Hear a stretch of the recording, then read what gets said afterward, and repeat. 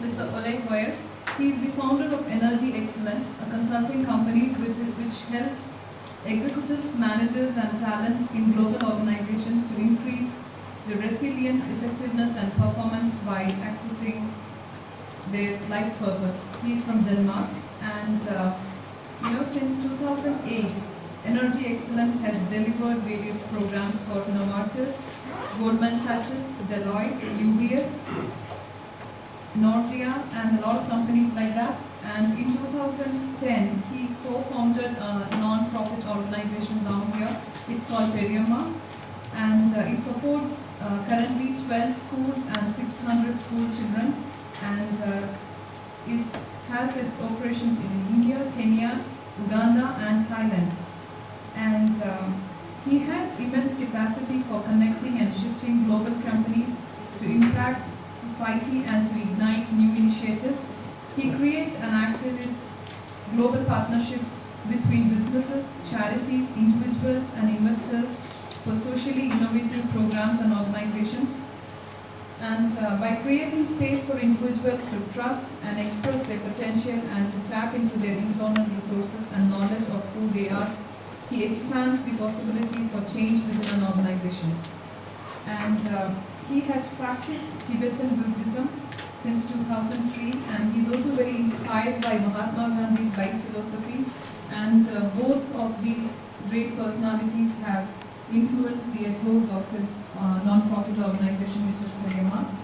And prior to Energy Excellence, he spent 15 years working in high-performance environments such as in management consulting, IT, banking, enabling him to work powerfully with the mindset of executives, managers, talents, and how they could cope with the challenges they are facing in the environment.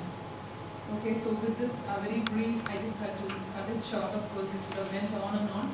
So with this brief introduction, we would like to welcome Mr. Oley Hoyer to Aegis and EITL today. And the space is all yours. Thank you. Would you like to come?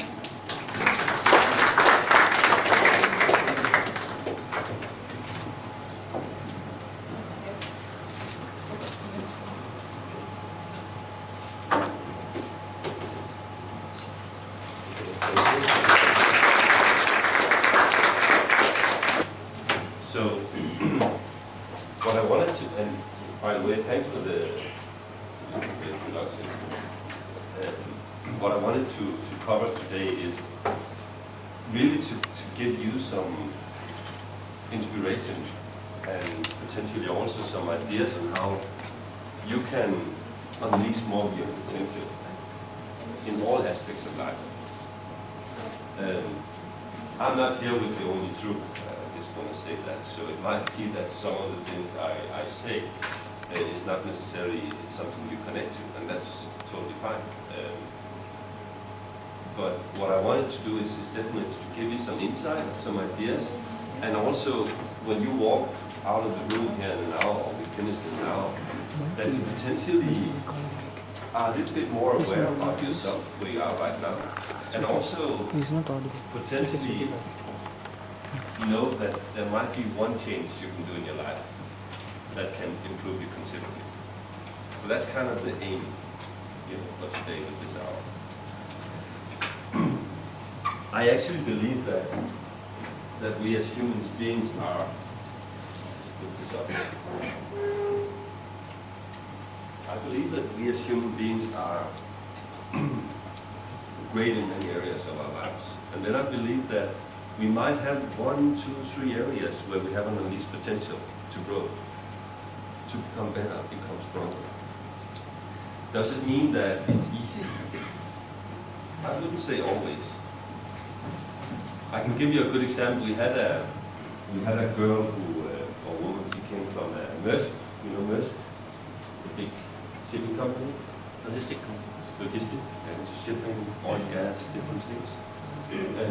She came all the way from Brunei to attend my training. I had an opening room in Copenhagen. And we took her out the first day to do physical training. She hadn't been running for 20 years. So you can imagine her coming out there was not necessarily very pleasant for her. But when you know, after she did the training with us and with a bunch of other people, she came back with the biggest smile on her face, which means that she had breakthrough through something that she hadn't done for years. So what I'm saying is also that the unleashed potential we have is not necessarily easy. It can be challenging. And what I also wanted to address is that when we want to make change, sustainable change in our lives, it takes something. And if you feel resistance against that, it's actually not a bad thing. We have this tendency to it's kind of our nature, it's also our brain, it's how we are functioning, is that if we feel resistance, what do we tend to do? We avoid. We avoid, right? Ooh, no resistance, right? But if you look at some of the best athletes, do you think it has been fun for them, for example, runners to sprint? I mean, do you think it's fun for them to train for what they achieve?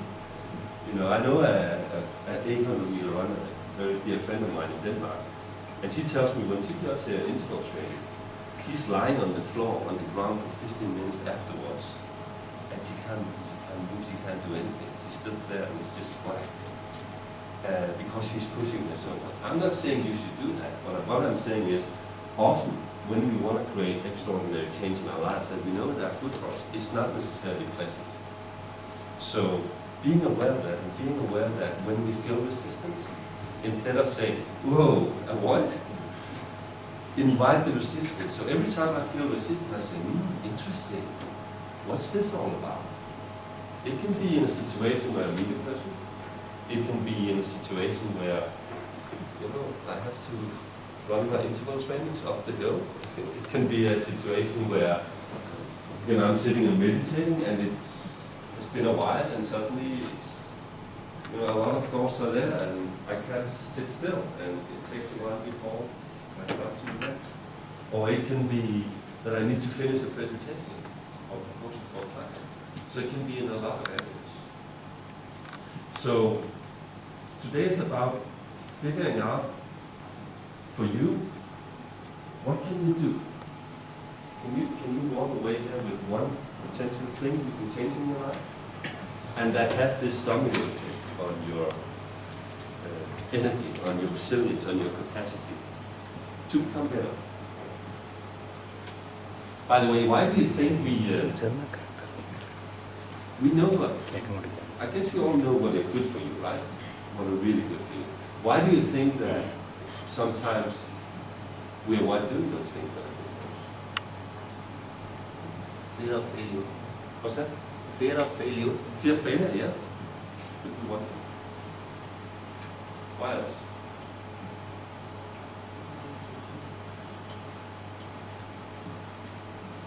It can be fear of failure, but it can be other things as well. So one of the things is also patterns, right? So that we used to sometimes have some patterns in us that is not necessarily serving us. A simple thing in Denmark, you know, I don't know how it is in India, but in Denmark the television is turned on for 3 to 4 hours a day, you know, in families. And you know, I'm saying there's nothing wrong with that. But what do you think is number one thing people complain about in life? That they don't have time enough. Oh, I don't have time enough. So I'm always suggesting people maybe to watch, you know, a little bit less television. 1 hour per day less. Give you 7 hours to do what you're truly passionate about. So what I'm saying is that sometimes we don't do the things that are good for us because of resistance, but also because we have, you know, some patterns that are woven into us around how we are conditioned and how we live our life that makes us not do the things that we want to do. So this is kind of a little introduction to what I wanted to talk about. I created a model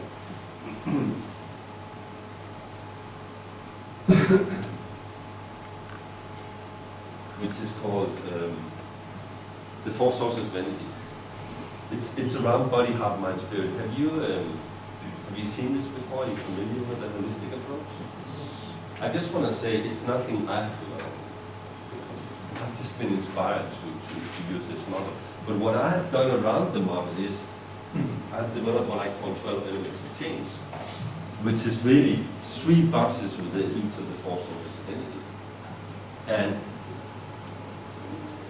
I believe that we have unleashed potential in many of those areas.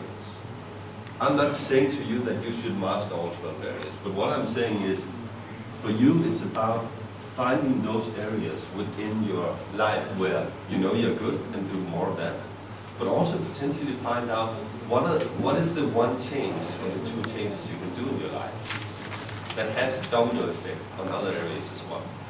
So, when it comes to body, I mean, body is really the fundament of our capacity also to have energy, emotionally, mentally, and spiritually. So a lot of the time we underestimate the value of our body as an instrument. Have you heard this framework? The body is our temple. Yes. Right? So a lot of times we underestimate the value of our body. So for some it can be in the body, which is what I call the lowest hanging fruits. You know, it's just apples. They're ready. You can just take and you can eat them immediately. But it can also be within your emotional capacity in the heart. Being better at being present with yourself, being better at being present with others in situations where it's important. Could, for example, be with clients. Could be with a colleague. Could be with your family when you come home. It could be also around how do you respond to people in difficult situations where it's not easy. What do? Are you able to embrace them, or do you feel the resistance and then walk away, or what do? Or it can be within your mind, inner, when it comes to meditation, to kind of figure out that actually when I sit down and meditate, by the way, how many meditate here? I'm just curious. Any meditation? Or it can be the stories you tell yourself about yourself and about others. Or it can be around how to optimize your planning. Or finally, it could potentially also be around spirit, which I believe the driving force for what we do in life is, and make it happen, make it sustainable, is whether or not it's connected to our life purpose. What is truly important for us in life. So it can be in all those areas that you potentially have one change you can make in order to grow and expand. So I would say today is really about you. It's not about another business topic. It's not about improving your business, but it's about improving self. So what I wanted to do is just to walk you through some of the boxes here. You can imagine I can't walk you through all of them. I normally deliver a 2 days training. I do a lot of pre-work and I do a lot of follow-up. So it's typically over a 6 to 12 month period of time. So I'm trying to capture all in the essence of that in a 1 hour session. So you can imagine I can't go through every detail. But what I can do is I can inspire you, and we can do a little bit of exercises. So you will be a part of the experience as well. I'm not just standing here and talking. You will actually experience,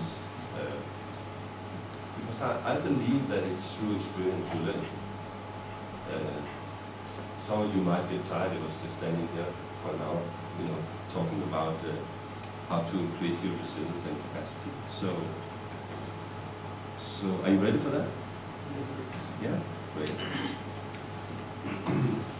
Let me just walk a little bit back here.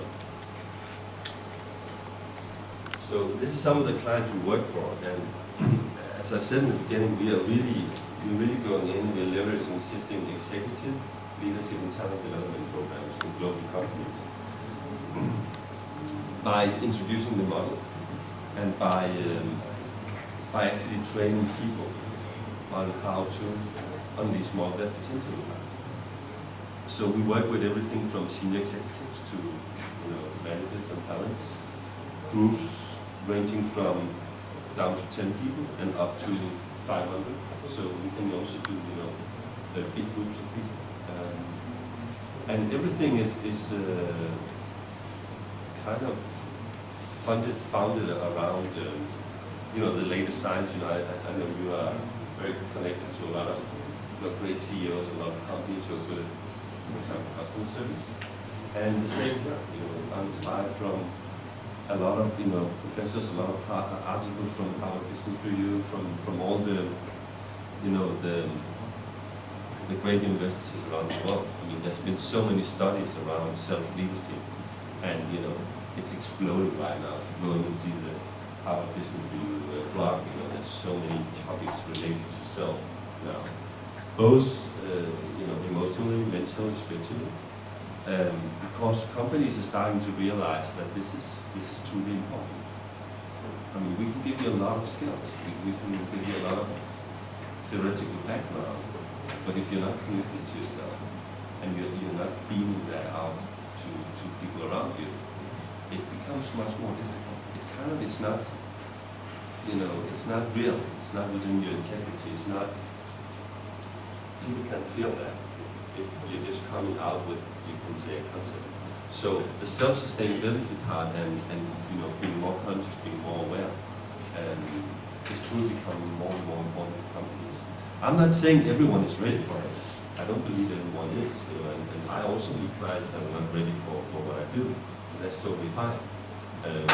But the companies that are in growth phase, the companies that are very much ahead of the competition and want to be the leader in the space, in the industry space, often either come to me or I meet them through connections.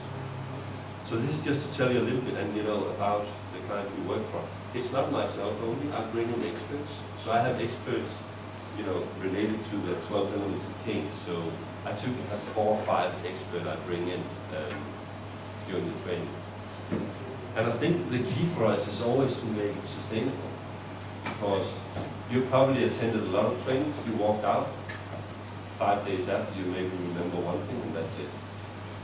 When it comes to working with yourself, it takes time, and we respect that. We also, why we say to companies, it's fine I can come and engage here for an hour, but typically what we do with companies is we say to them, it's about making things sustainable, and it takes time. So we want to have a lot of data on people. So we do a lot of pre-work around 360 tests. We have a little bodyguard we put on for 3 days, 3 nights. So down to the single minute, we can measure how you are performing in terms of your stress reactions, but also how well you sleep. It's very interesting for senior executives within investment banking to see, they have a great on these potentials when it comes to sleep. Or it can be a health test, physical capacity test. It can be different things. So always a lot of pre-work where we're measuring, data on you, because that's something you care about.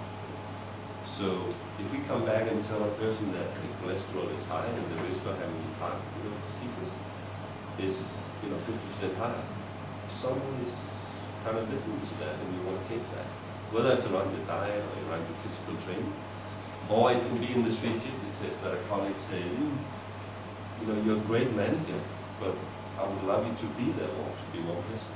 Could be your superior says, you're actually doing great, but sometimes you're a little bit too focused on yourself. Maybe you should expand and focus on others. So it can be a lot of different things that come up in the pre-work. So we have pre-work, then we have training, and then we do follow-up, which is individual coaching, email hotline to all our trainers, articles, videos, books. So a little bit like if you went to do a university degree on self-leadership. So just primarily on yourself.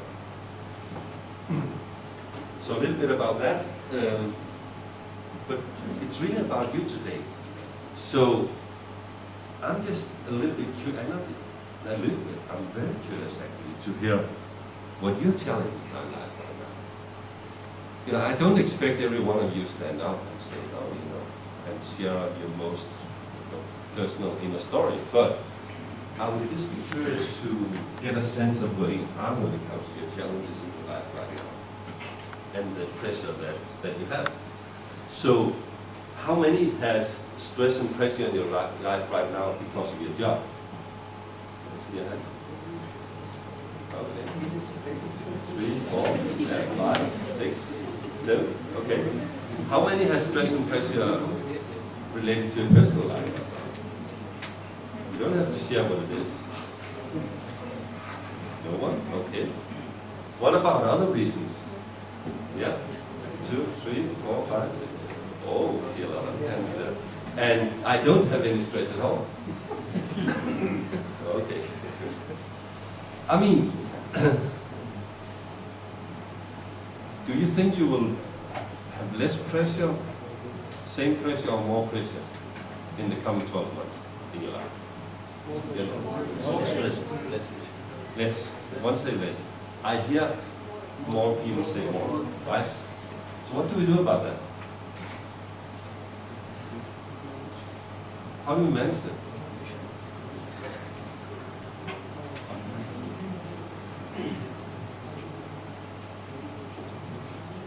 What do we do about it?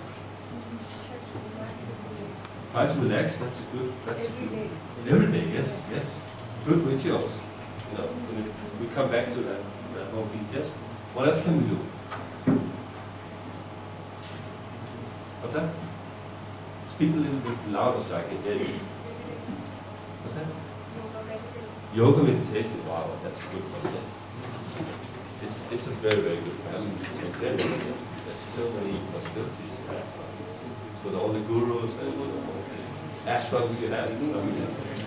When you go to Denmark and you say, oh, I want to go to an ashram, you have to really look on the internet to figure out and find that there is everywhere.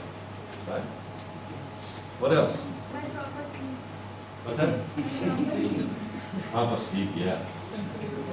What, by the way, why do you think, what is the number one thing they do with professional sophos to really push them to the max? You think? Stress comes when we take stress. If we don't take stress, it will not. What's that? According to me, stress comes when we take stress. If we don't take stress, it will not come. No, that's right. I agree on that. But back to my question, what do they do with professional sophos to push them to the limit? What's the number one thing that is most important? Do you think? What do we hear? Do you know some professional sophos or have their stories?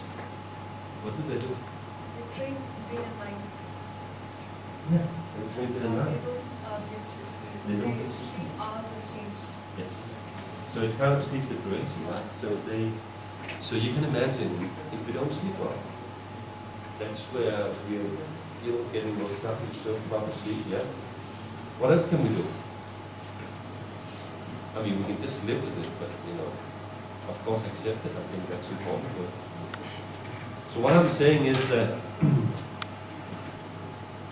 we can start to actually focus and channel our energy a little bit into ourselves and start asking ourselves what would the pressure be like over the coming 12 months, and in which areas would it be in my life, and what can I actually do to change that. And I have some ideas on how you can expand your capacity there to actually work with that. So in the 12 months period, you will kind of experience that you've done more, but you still feel balanced in your life. You still feel that you have the capacity to do really more.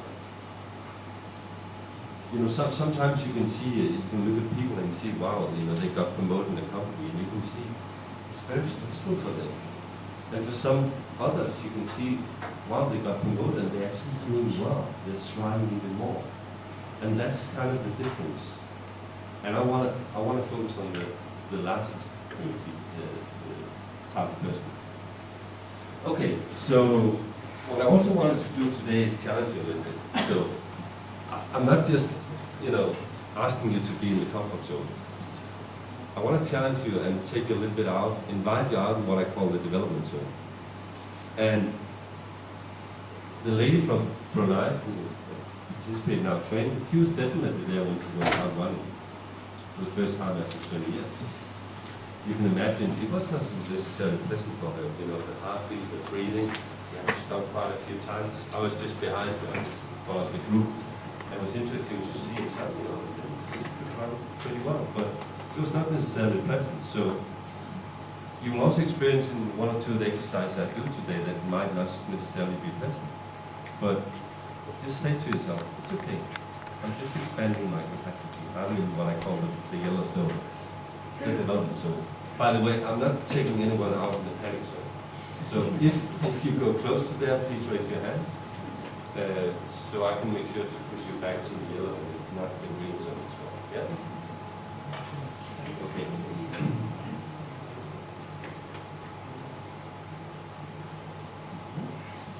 How many hours do you sleep? So, 4 to 5? Yes. Wow. Okay, 5 to 6? 7 to 8? 6 to 7? 7 to 8? Wow, that's a lot of these So, I would say the ones that sleeps less than 7 to 8 hours, what time do you go to bed typically? 3 o'clock in the morning. Why that? I mean, it's a little bit late. What's the reason for that? Studying? Studying hard. So, do you think it's very efficient to study at 3 o'clock in the night? Something always, it's my best time. So, okay. So, 3 o'clock in the night, is that kind of common for everyone now? No. Okay. So the ones that go to bed earliest, when do you go to bed? What's that? 9 o'clock? Wow, that's great. It's almost too early. What time do you normally eat? Yeah. So that's a little bit challenging, I guess, for some of the videos that we do. So, what we're suggesting when it comes to sleep is, I mean, if I took the average of the hands here, you're sleeping less than they do in the States, where they sleep 6.5 hours. I think you're down to 6 here. Just took a snapshot of your hands here. And it's probably one of the areas where it's easiest for us to actually improve, because 98% of us actually need 7 to 8 hours of sleep every night to be physically and mentally prepared for the next day. If you don't get that, you're actually pushing yourself a little bit every day. Pushing yourself. And for some it might be that you then sleep like a lot of hours in the week. Does that happen for some of you? Yeah. So instead of doing that, I would suggest you, if you can shift that around, and I would just ask you actually just for a week to commit yourself. A week is not 2 months. Would that be okay? A week? Yeah. To commit yourself to sleep 7 to 8 hours per night, and try to see if you can go to bed latest 10:30. Would that be possible? And 10:30, and then get up. What time do you get up in the morning too? 4? Wow. It's early, huh? 7? Whatever. 7, yeah. So if you go to bed, let's say 10:30, sleep at 11. What do you do the last half hour before you go to bed? What's TV? So again, I'm not saying there's anything wrong with that. I'm just saying you stimulate your brain cells. Even though you think you relax, what happens is you actually stimulate your brain cells to stay awake. So the last half hour, I would suggest you have downtime. You have amazing tea here in India, so a calming tea could be good. Having a easy conversation with your loved ones. Reading a book that is not like a business book. I mean, things like that would be really good to just calm down before you go to bed. And then after half an hour, go to bed and sleep. Or you can even do some other things in bed. And then try to have 7 to 8 hours of sleep. Try to commit yourself to do that for a week. Then after a week, go back to your old patterns, what you did, what you used to do that for a week. And then after 2 weeks, just decide out of the experience how you want to proceed. That's the best way to make change. You make the change, not for too long, so I'm not pushing it too much, the same for a week, you go back to your old habits, and after 2 weeks you decide, I don't want to. Besides sleep, it's of course also important with breaks during the day. How many do actually take breaks during the day where you're not connected to the internet and your phone, and where you walk out of your office space and you're not necessarily with anyone, just with yourself? How many do that? I think so, that's a few. What do you do? What do you do? What's that?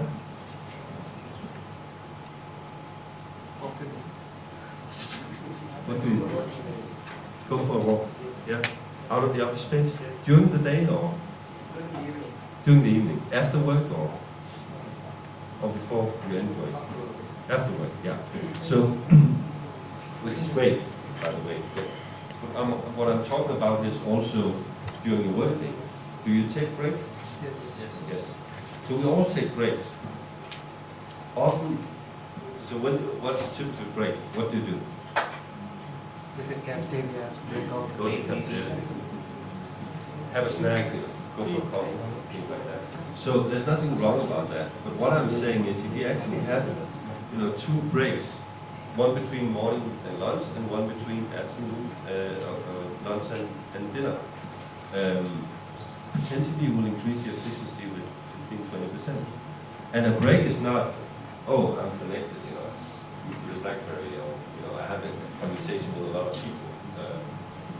Actually, a break would be to go out of the office environment, and it's very nice and warm in India, and just sit and just be with yourself. Whether you listen to something, one of your amazing philosophical inspirators that a lot of you are connected to, whether you listen to him or her, whether you just sit and you do some deep breathing, so you do a few moves, doesn't really matter. But that's what I call a strategic recovery break, where you kind of switch off, because we can't be fully there all the time. Thoughts are coming in all the time, and we are doing so many things all the time. So taking those 2 days, 2 daily breaks, and a way to do that could be to actually commit yourself to take 1 daily break. So not 1 daily break where you are very active, but 1 daily break, for example, 10 a.m., or a bit 3 p.m. in the afternoon. Try the 3 p.m., that's often the ones that are most needed, you can say. So do a 3 p.m. Break, 10-15 minutes. Just walk out of the office environment and be with yourself. Commit yourself to do it for a week. Go back to your old habits for a week and decide how you want to do that for 2 weeks. Very simple. So what I'm saying here is not really rocket science. I'm not coming up with kind of a new, big philosophy that no one has heard about before. I'm trying to take it down and make it very simple and applicable for you in your life. And this works. I've been living this for the last 6-7 years. I'm not saying I'm perfect, by the way. I also have challenges, especially to be in time for meetings. For example, when I'm in Switzerland, it's a disaster if you don't come on time for a meeting. It's really, really bad to do that. Here, it's a little bit more, but I'm still working on that. So, we all have unleashed potentials in life. So, okay, so that's recovery. How much time do I have left? How much? 45 minutes? Left. Nice. So, let's move on to the next one. Nutrition. Do we have a whiteboard or something I can draw on? Would that be possible? We don't have it. So maybe I can just, I'm not drawing yet, I'm just showing you. So, how can I do that? We have a whiteboard? Yeah, we bring it. Okay, so why don't we just take the next topic instead of nutrition? Why don't we just go to training? So, physical training. How many here do physical training regularly? Yeah. So, the ones that raise their hand, what do you do? Cycling? Cycling? Yeah. Like bicycling? No, bicycle. Yes.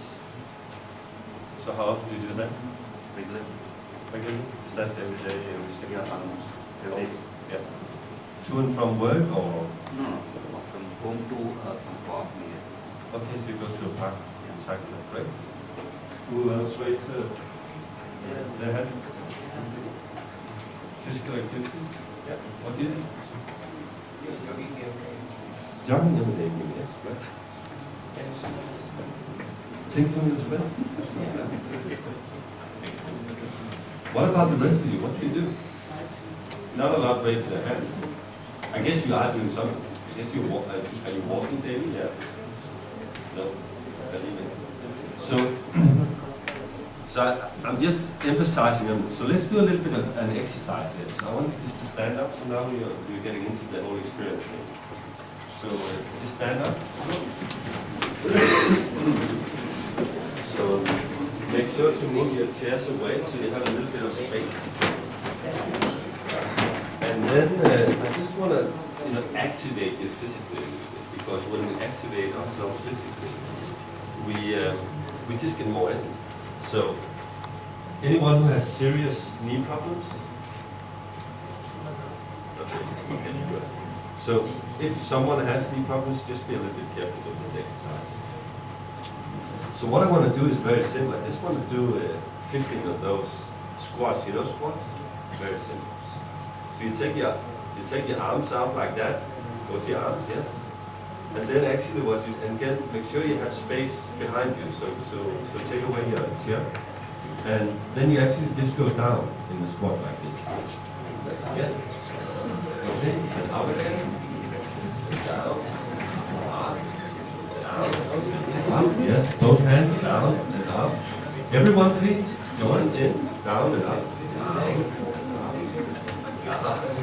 Up. Yeah, how does it feel? Good? Good. Right. Yeah. It's so good, you wake up and live it.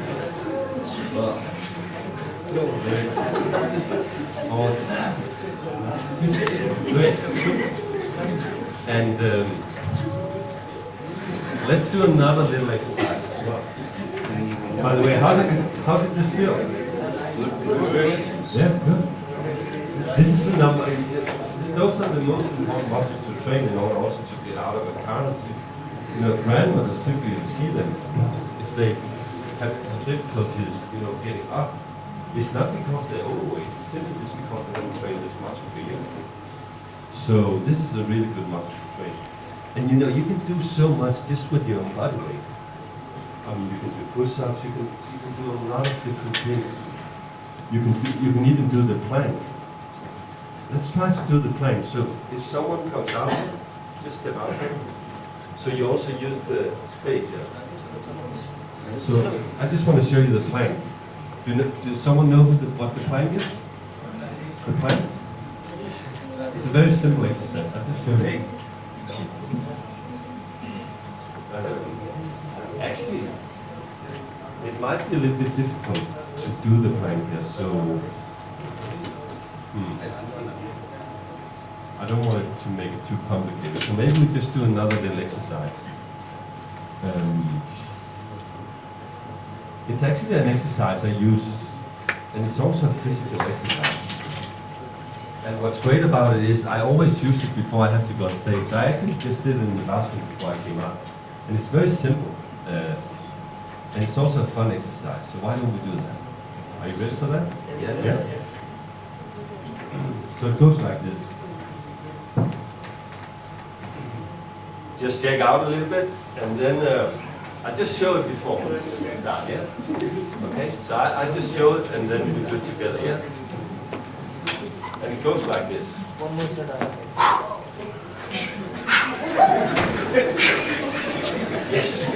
Yes. That's one time, and we do that 3 times. Did everyone see that? Also in the back? Did you see that? Yes. Okay? So we do that 3 times. So it's 9 times in total. 1, 2, 3, that's 1 time. We do that 3 times, and then you just, I like that. Someone's really pushing it. Be aware of your shoulder, don't push it too much if you have problems with your shoulders, right? When you have done that, you just go around in the room to 10 persons and you give them high 10. You say, right? Okay, we don't do that now. I like it. You have a lot of energy now. Okay, are you ready? So we shake it up a little bit. Okay? Yes!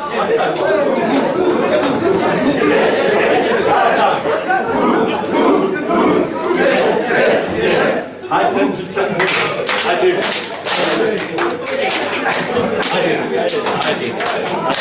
Turn around to someone you haven't done.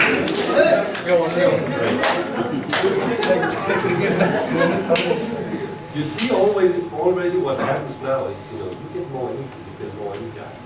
So this exercise, boom, boom, yes, is really, really good. If you have to actually go up and perform on the stage in front of people, or you just have to get in it. So often we forget our bodies if we're tired. Do something with your body. And I also want to say, for the ones of you that don't do any physical training, start doing some physical training. And start just with half an hour per minute. Just half an hour. And also if you can push yourself a little bit, so you actually get your heartbeat up and running. So it's not only, a very easy walk, because we are not expanding our capacity just with a walk, but we are expanding our capacities when we actually push ourselves a little bit and get the pulse up and we break a sweat. So, and a way to do that could be, for example, to do some running in the park, or it could be to do some exercises just with your own body weight. I will actually send some exercises to you, so you can actually try it out. I think there's an example of a 15 minutes, 30 minutes, and 45 minutes workout you can do. You don't need a fitness center. You can do it with your own body weight. And if you're intrigued to go to the fitness center, fine, do that. So I think that's when it comes to training, and make sure also to do training that you're passionate about. So ask yourself, what did you do when you were a little child? Often the things you did there was something you truly enjoyed. Whether it's gymnastics, whether it's horse riding, whether it's playing soccer, I guess cricket. Yeah, number one for many people. So whatever it is, team sport can be really, really good often to do as well.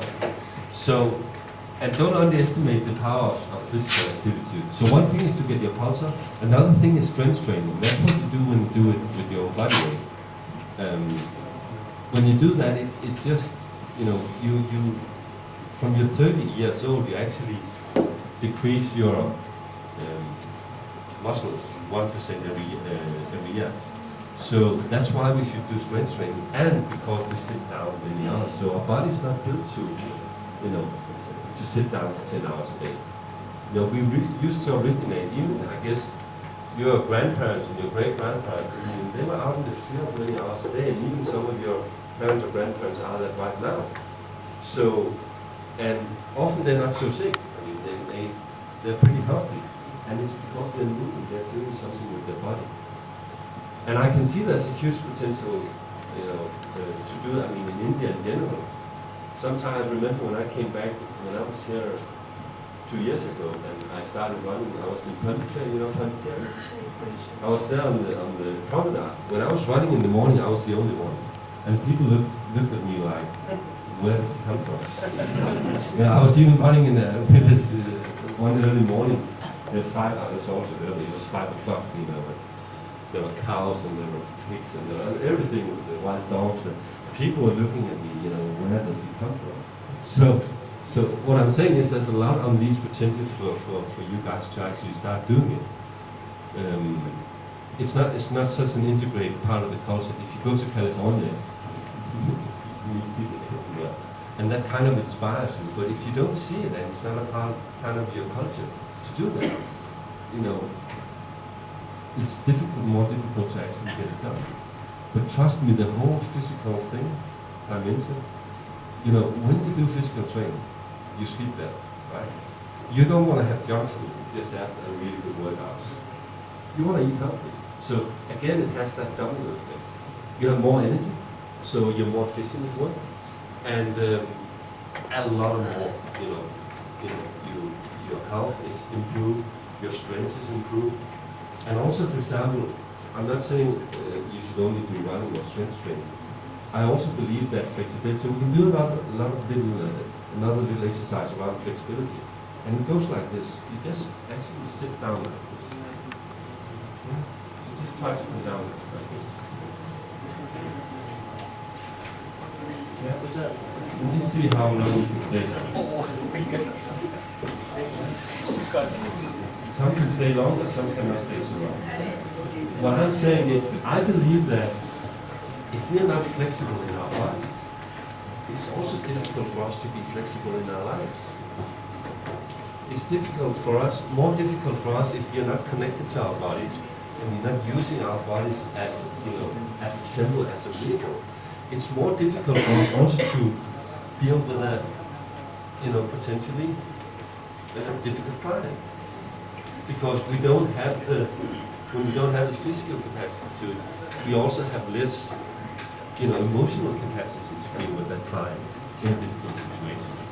So you should not do this only to be healthy. You should do this because it actually gives you more space to increase and expand your capacity emotionally, mentally, and spiritually. That's why you should do physical exercise. And also try to do it with your family. How many have kids in here? So if you have kids, often I hear dads or moms saying, "Oh, you can't walk away from the kids. You can't, I can't do any physical activity." Bring them along. I don't have kids yet. I have a lot of great kids in my family, and what they love the most is every time they meet me, they want to go, on my back, and I do squats with them. I go down like this, and they're out here, and you can do yoga with them, a lot of fun things. So the ones who have, kids and family, and also, invite your boyfriend, girlfriend, husband, wife out, and, have fun with it. You don't need to, with my ex-girlfriend, I was running, we ran out. Then I did 5 times up the hill. I went back again, she did 2 times up the hill and back again. And we were both exhausted afterwards, and we ran back together. So you can also do it with the ones you love, even though you're not at the same, you can say, level. 5 times up a hill, or 5 times sprints, 30 seconds, is actually enough. What is the height of hill? What's that? What is the height of hill? The Height of the hill. Oh, the height of hill, it doesn't have, it can be steep, of course. I don't know. Do you have a hill nearby where you live, or where close to live? Mountains, right? So there's a lot of things you can do and enjoy. Make sure that it's fun, and combine it with love for nature. So I'm focusing a lot of physical activity because I feel that there's a great unleashed potential for you. And just start to do half an hour per week. If you can actually do 3 times half an hour where you're pushing yourself, could be Monday, Wednesday, Friday, could be early morning, or could be even during the day sometimes as well. But you could do it just before lunchtime or after lunch. Are you allowed to do that here? Would that be okay? Not really. So, again, it's not a part of the culture. On the other hand, I've met a lot of companies where I've actually created a new culture, a new corporate culture, where they actually started having meetings. They did strength training together while they were having meetings. So again, challenge a little bit the corporate culture, because when you do that, you also inspire other people. That could also be to say every Wednesday we have a company run. We run from the office, we run 20 minutes. What's your lunch break normally? Half an hour, an hour? Half an hour. You can say it's not long. In many cultures they have, for example the UK or Switzerland, right, they have up to 1 hour. There you can spend 20 minutes, doing a run together, come back, have a shower, and have a meal before you start again. So again, think about how you can bring it into your everyday life, and make sure to have fun with it. Okay. Nutrition.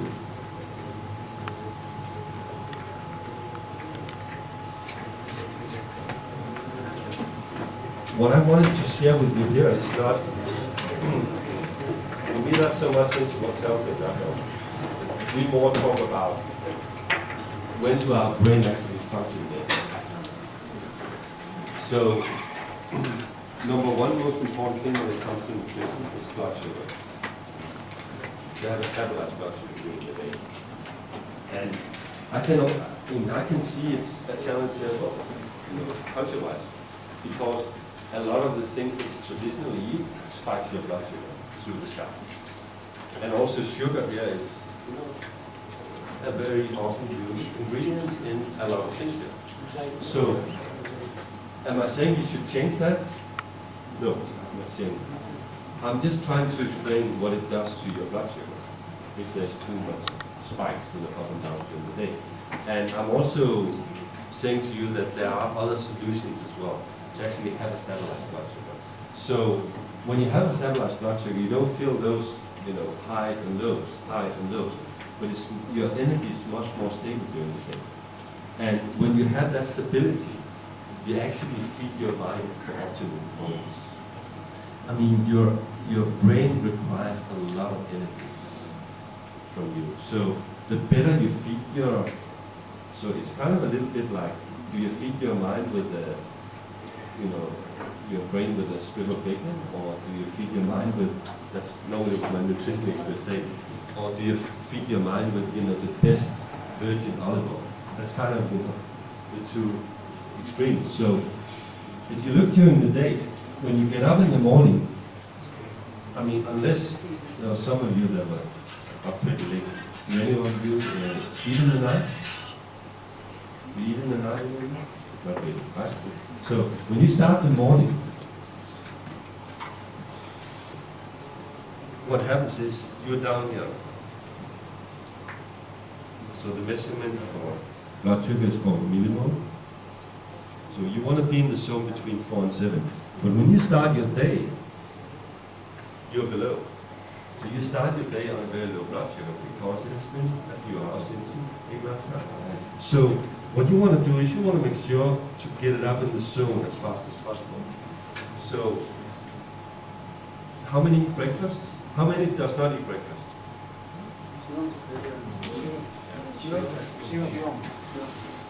What's that?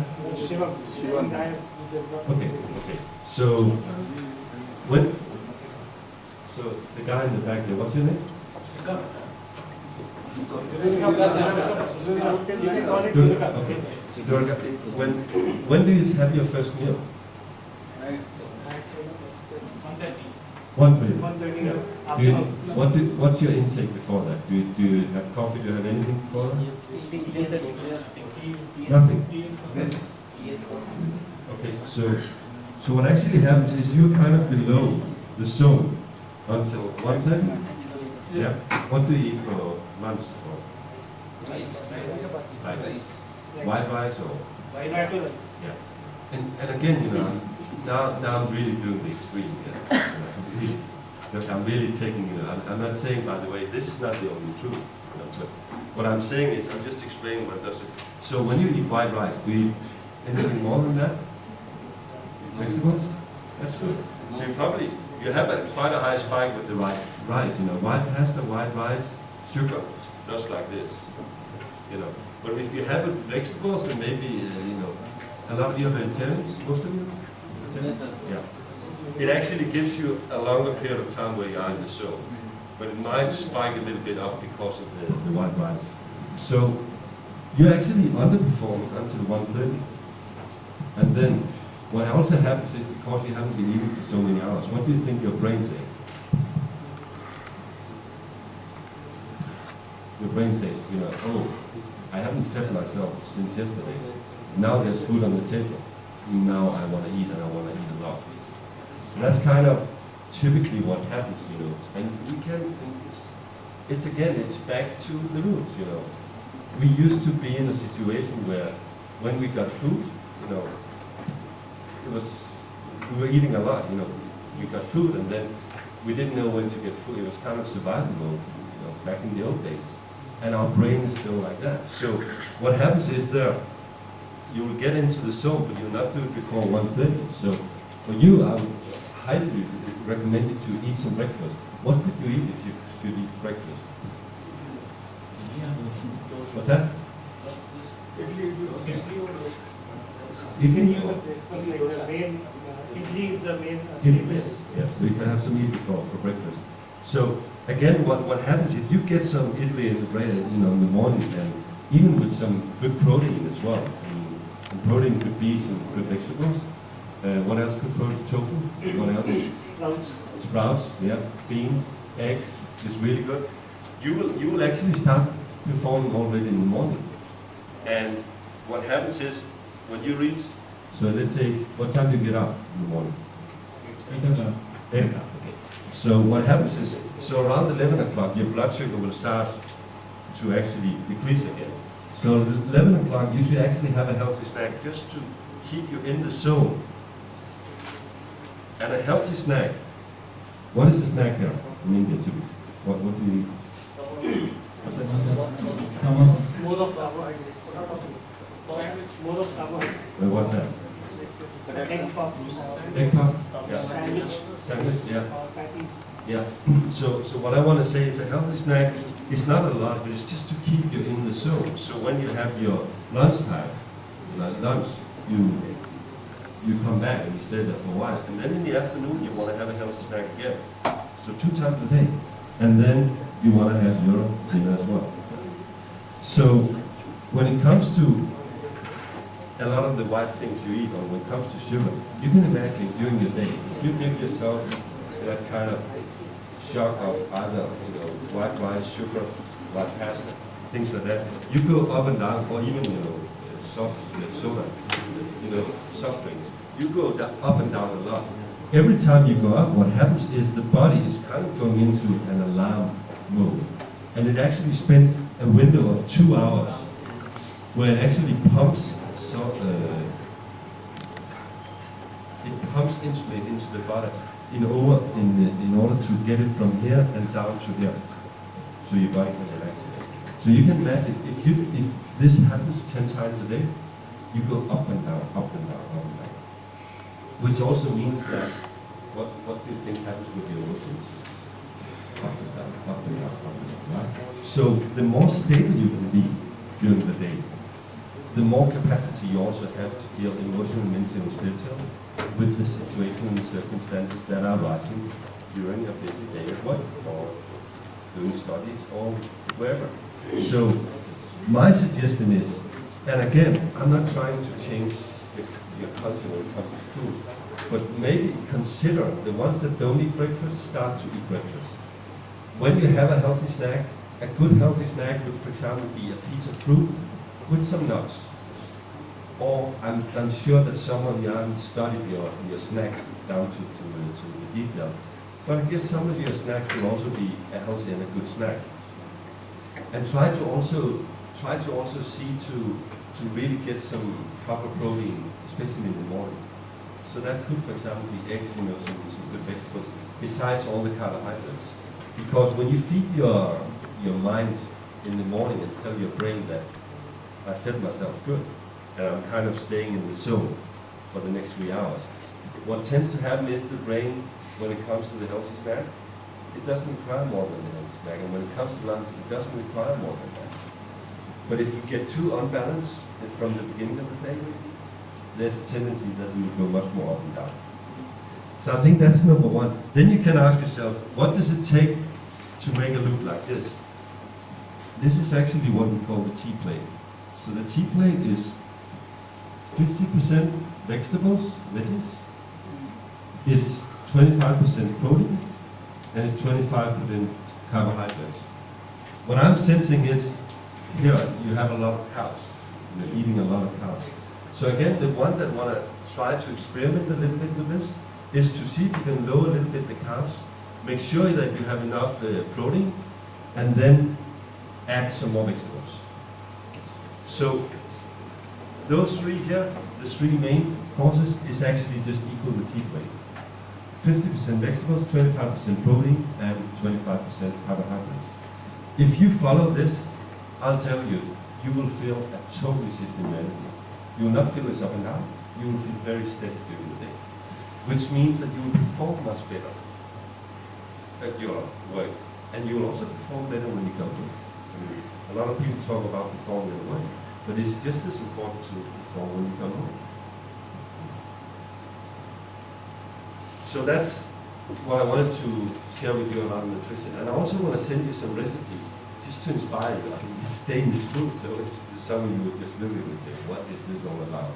But at least there are some good things for breakfast, you know, smoothies, some really good muesli, you know, homemade muesli, things like that we are, with some nuts that we are recommended. So it might be that, you know, you can be inspired from some of it. Okay, let's move on. So this was kind of the body, right? I'm always spending more time on the body when I have less time to present it, because it's something that is pretty obvious, and it's something that immediately can grab and bring with you and start to potentially change in your life. If you kind of feel, by the way, I'm not asking you to do anything of this, but if you feel inspired to do it, and then feel the change. And think about that 1 week I said. So for example, if someone is not eating breakfast yet, for you, you could try to eat breakfast for a week. Would that be too much? Yeah? So that could potentially work for you. And then after a week, drop out of the breakfast. And then after 2 weeks, decide how you want to see it. Having this period, okay? So, let's do another little exercise. So I want to move into the emotional area here. I want to talk about presence. So, if the ladies are standing up and you go to this side, and the guys are standing up on this side, actually the guys should come down here. So, I just wanted to show what I want to do here. So, if you come here, you're kind of my height, right? So I just want to, and again, for some of you, this might be a little bit uncomfortable. How much time do we have? 20 minutes. Excellent. So we're good on time. So, if you come in, what's your name? Navi. So you just stand in front of you.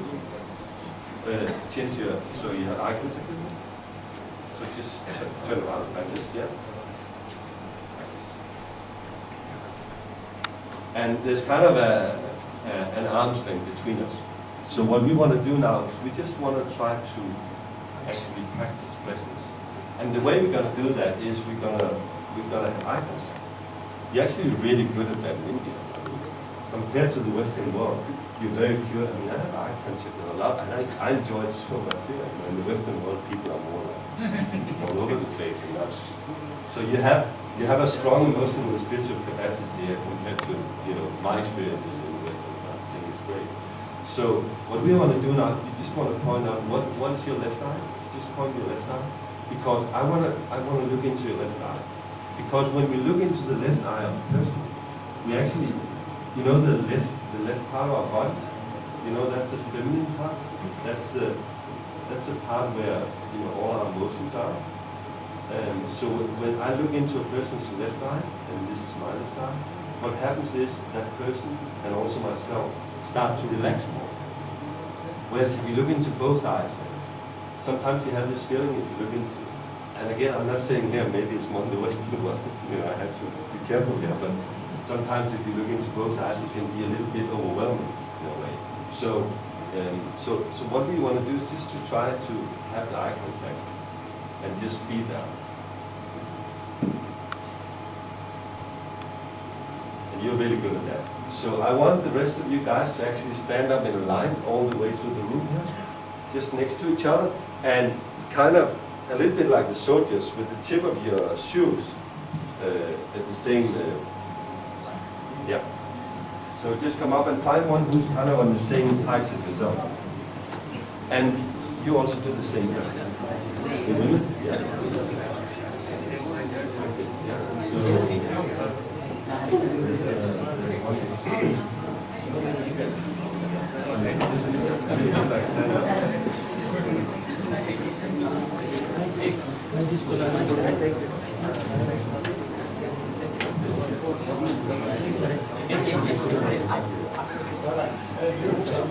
And then what you do is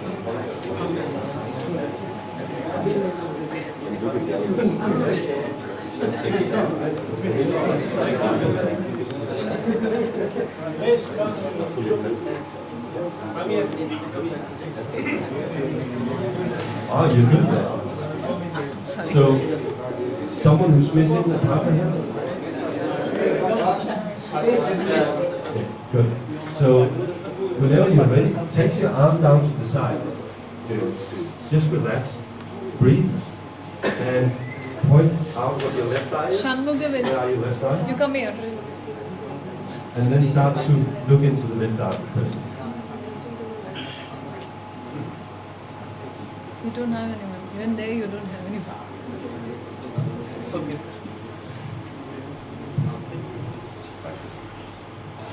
And just try to look into the eyes of the person here. And try also to notice that if you talk a lot, it might be a sign that it's a little bit uncomfortable. See this exercise just as fun. It's not too serious, but we actually we are practicing being 100% present. And try to also think about the ones that are still loud, that are talking. Try to feel that it actually potentially affects the energy in the room. And that you're not doing this for yourself, but you're doing it for the whole group. So if you can stay quiet, it's actually great. Please be quiet. So try to be quiet. And when you look into the eyes of the person, look into the left eye and just breathe. Shiva, be quiet.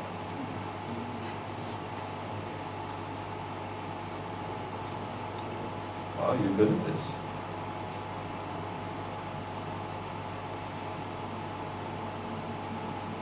And just stay here.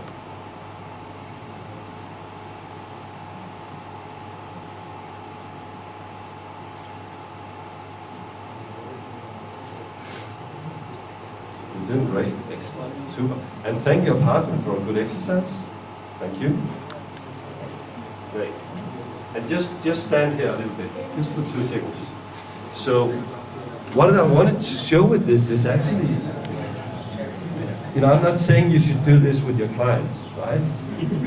But what I'm saying is, often, so what happens here when we connect like that? What happens? Tell me, I want to have some feedback. What Once you happens? become conscious, What's that? he becomes conscious. You become conscious, right? What happens with your thoughts? We are feeling comfortable. Sometimes it's funny thoughts. Funny thoughts comes up because it's, of course, not so natural. Yes. What's that? You don't really feel? You're just, no, you're not feeling anything. You're just there, right? So, Mind doesn't diverge. mind doesn't diverse, yeah? So, a lot of things are happening.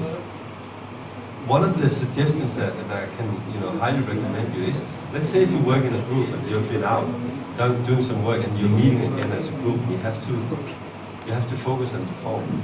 Actually, 10 seconds eye contact with each person in the room, where you connect with each person, is really powerful.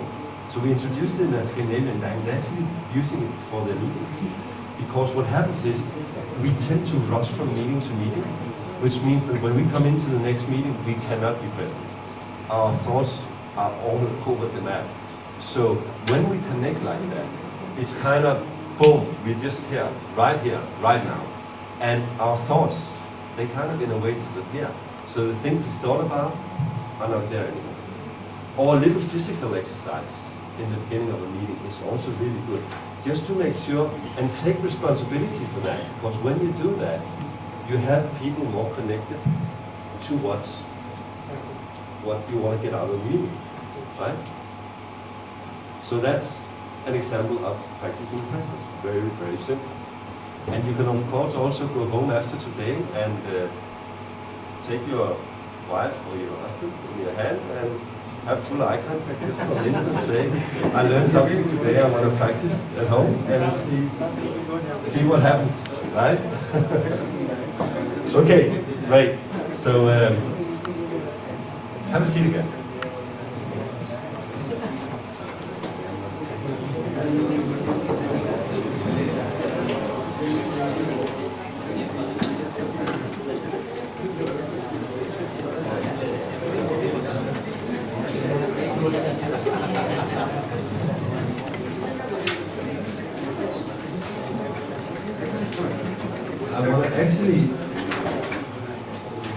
I want want to talk about response. It's a very, very interesting topic. And there's also, probably I'm going to send you a little Harvard Business Review blog on that from a guy I'm very inspired from called Tony Schwartz. So what response in my world is how do we deal with the difficult relationships that we encounter on our way? I hear very often when I coach, and that's everything ranging from senior executives to kind of managers managing a team of up to 100, 200, 500 people, to talents who just started in the company or has been in the company, has been kind of pointed out as talents. I very often hear, I have difficulties with my boss, or I have difficulties with some colleagues, or I have difficulties with a client that really triggers me. And how do I deal with that? So I had a guy, he's running the largest, CEO of the largest asset management company in Scandinavian Bank. And I had him and his team through my program. And when I had the individual follow-up with him, what happened was that he said to me, I've sent the resignation to the group CEO. I don't want to be in the company anymore. I said, why not? Oh, because I'm so triggered by my boss. It's a woman, and she triggers me like, and I can't deal with it. And I started to ask him a few questions about what are you triggered by with her? I mean, what is it that? She's not analytical enough. She's not listening to me. She is overruling me. She was doing all sorts of things towards him. That was triggering him, so much that he was sending this resignation. And we were just hitting the financial crisis there. So I worked a little bit with him on that. And, the secret is why we get triggered by people. Why do you think we get triggered by people? Why do we get triggered by people? Expectations. Expectations, yeah. What else? Why do we judge people? Why do we get triggered? Besides expectations. What's that? Discomfort? Yeah, why are we discomfort sometimes when we meet people? What's that? It's emotional backlog probably. Emotional background? Yeah. Mm-hmm. Good point. Egos? Egos, yeah. Egos, often, yeah. Competition, yeah. Yeah. Yes. Comparison, yes. Yes. Great. So there can be a lot of reasons for why we're getting triggered. On a deeper level,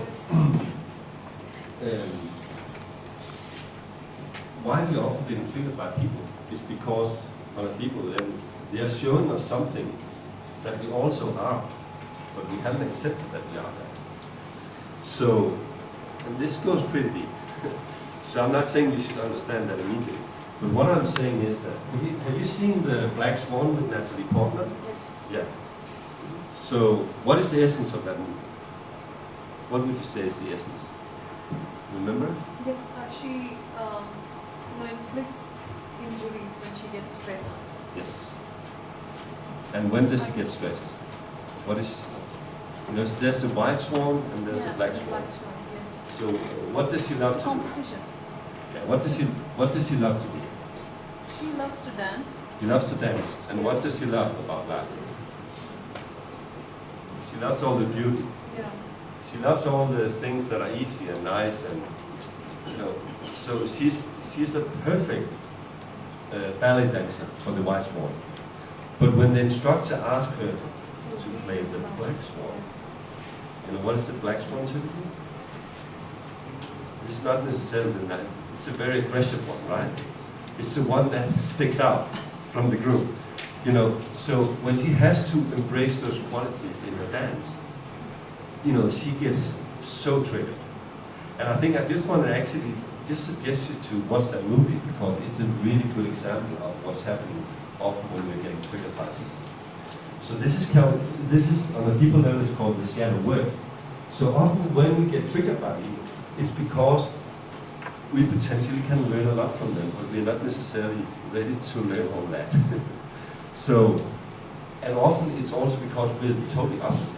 So if I meet, because I'm a very kind person, so if I meet someone who's very aggressive, how do you think I would react to that? You think it's pleasant for me if I'm a very kind person? Not necessarily, right?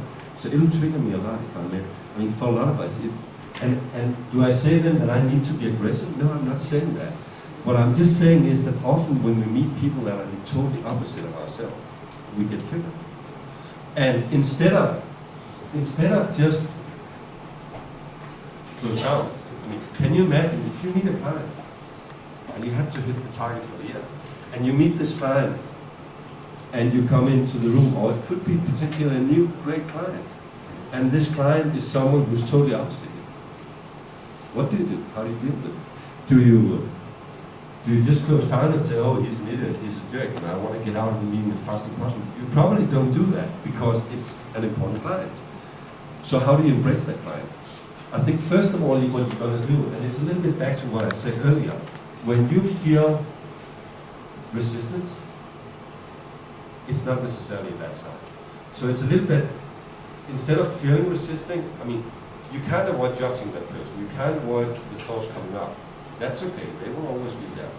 But instead of doing this, and you said in the beginning, avoid, right? What you do is you say, interesting, I feel resistance. What can I potentially learn from that person? What can I potentially learn from this situation? Because when you immediately invite yourself into that space, you don't close down, but you actually open up.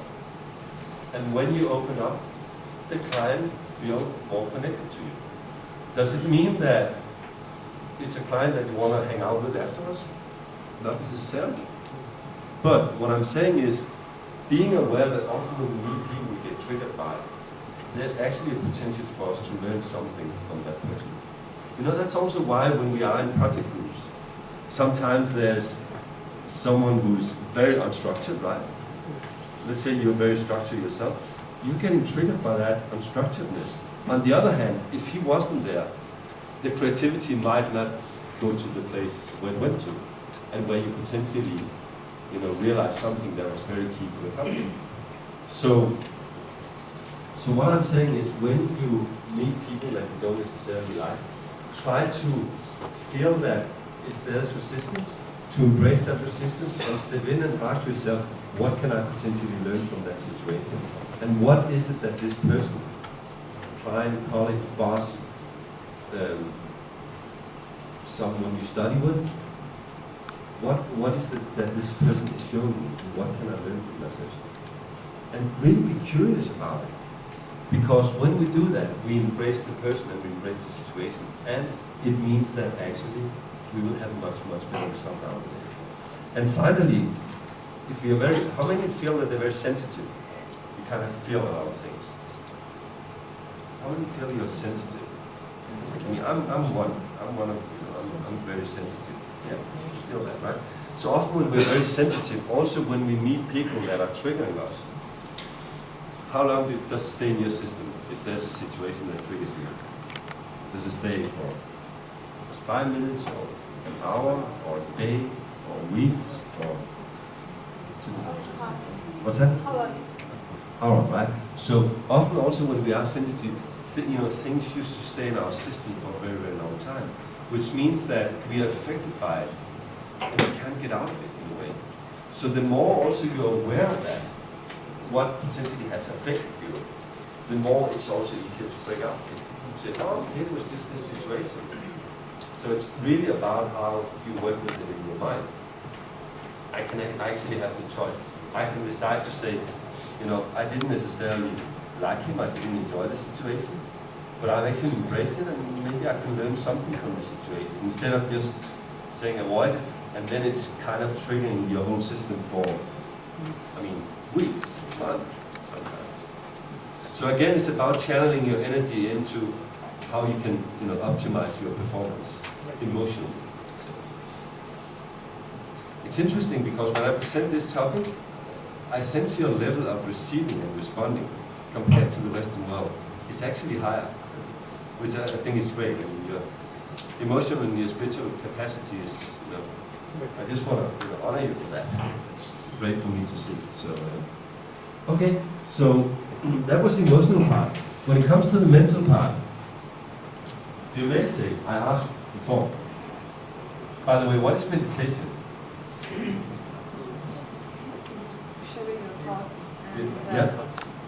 try to not to think of anything. You try not to think about it. Is that always possible? Not at all, right? So again, one of the most difficult thing, when you start to meditate, then it's this, oh, you kind of see the light, oh, I can stop my thoughts. And then you start to judge yourself when you have thoughts. And that's the worst thing you can do. So, what I also want to say, meditation can be a lot of things. It can be to actually sit down in lotus or down in your pillow, or even here in India, or just on the floor, right? But it can also be connecting to the nature. It can be a really good piece of music that just makes you relax and enjoy, and take away the thoughts from work, for example. So it can be a lot of different things. So what I just wanted you to do with that, is just to 1 minute each to share with the person what is your meditation and what makes you relax and what makes you not thinking so much, taking away your thoughts, or what makes you, when you come home from work, make the change so you can actually be there for your family or your friends, so you're not thinking about work all the time. So it can be different things.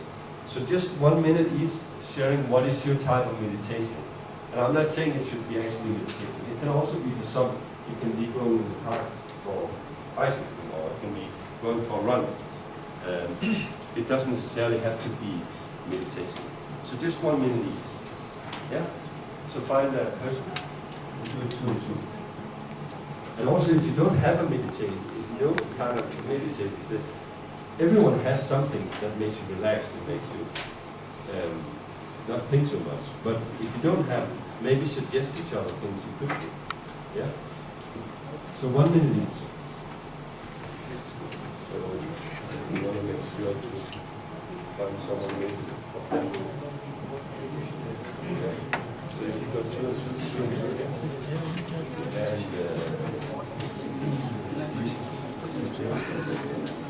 maybe you go, actually, why don't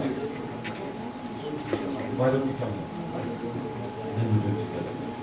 So just 2 and 2, yeah, 1 minute each.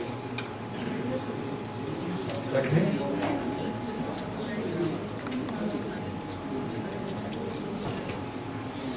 Something I haven't talked about. Are you getting the voice also? So maybe you can tell me how you relax.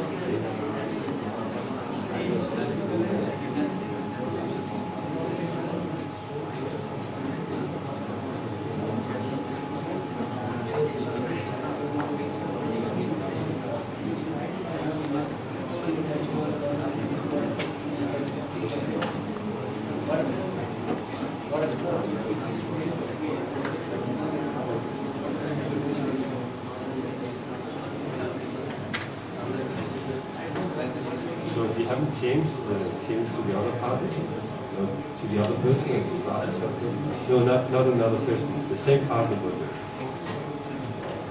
I just said, the minute is gone, you have another minute to share. Meditation.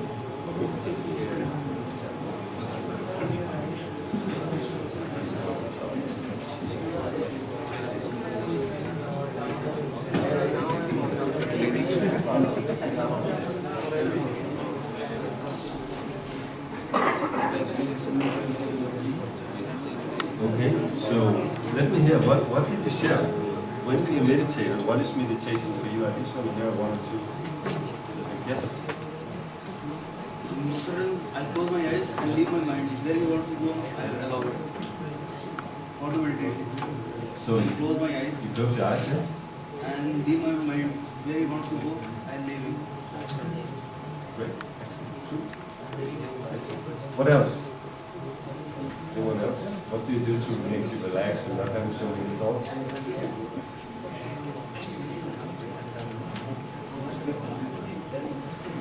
What do you do? I just lie down and I rotate my eyeballs. You rotate your eyes. Super. Maybe you can be inspired from some of the things that was here. What else? Do someone use the nature, connect to the nature too? Calm down. Relax. Yeah? What do you do? Yeah? I think I like reading books Reading books? Well, or watch a good movie. or what's a good movie also? Also, I like to eat also. To eat. It's also good. You know, you can eat mindfully also. Mindful eating, right? They call it, it's very, you know. Some for the mind and some for the body. Yeah, exactly. They talk a lot about slow food also in the US, like eating very slow and mindful. Okay, great, excellent. So, but mind is also about planning. It's also about your stories. When it comes to planning, I just want to give you 2 or 3 key things here. Often we plan far too much. We should actually only plan 60% of our day. You know, we plan 100% of our day. And, you know, the remaining, and that's also why often we don't achieve what we want to do in the day, because we plan too much. We need to only plan 60% of our day with meetings and, you know, things that have to be in place structured. And then we have to leave the remaining 40% to things that comes up, you know, unexpected things, new project we have to be assigned to, things like that. Also, a very simple thing is to, of course, do you know the 7 habits of highly effective people? That's a book. Stephen Covey, yeah? Yeah. It's also interesting to study his model around urgency and importance, just to figure out how you spend your time. A simple thing you can do when it comes to planning is actually sit down for 3 days and write down really half an hour to spend your time on, and start to analyze that. And both in terms of what is the importance of the work you do? Do you get distracted all the time by phone calls, or you go on the internet, or it can be different things. Just to start to analyze your patterns. I tell you, if you start to really analyze that and change that, a lot of the times you find 10% more. So that could be a good way of working on planning. Another thing is also not to have 1 hour meetings. Do you typically have 1 hour meetings? Or half an hour meetings?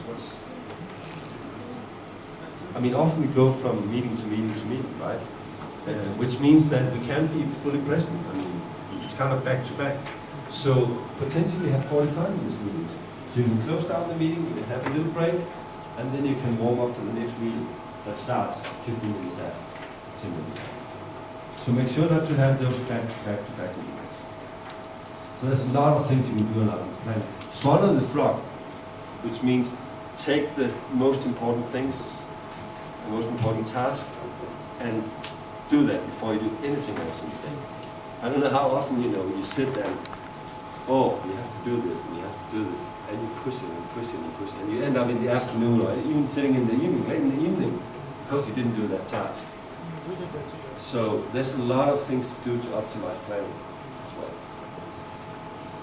The last thing I want to cover is why we do what we do, which is purpose. Because, you know, I've touched now on the body part, we talked about nutrition, training, recovery, we talked about how to be present emotionally, and also how to respond to people in difficult situations.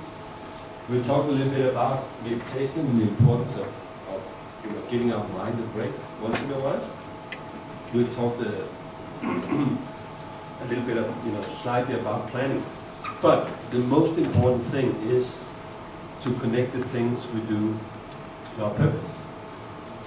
And I'm not saying that we should be 100% clear about fully what our life purpose is. But what I'm saying is that if we know that there's something we want to achieve in this world and do in our purpose, and we also can see that we can better achieve that if we are physically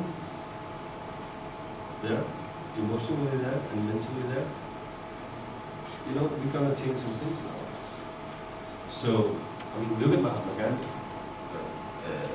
The way he challenged and experienced, as he went along, as he developed, and as he grew. He was using all, himself when he fasted, the body, emotionally, all the time, negotiating, the whole non-violence approach he had, of course mentally as well, and even more importantly spiritually. He was using all the 4 dimensions.